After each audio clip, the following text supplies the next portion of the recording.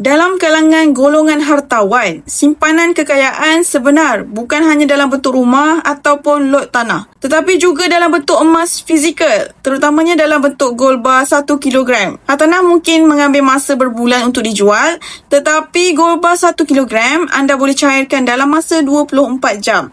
Dengan Public Gold, proses beli balik mudah, harga telus dan tiada kos tersembunyi.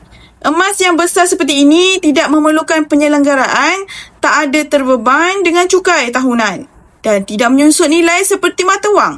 Sebaliknya, harganya meningkat secara konsisten dalam tempoh jangka masa panjang.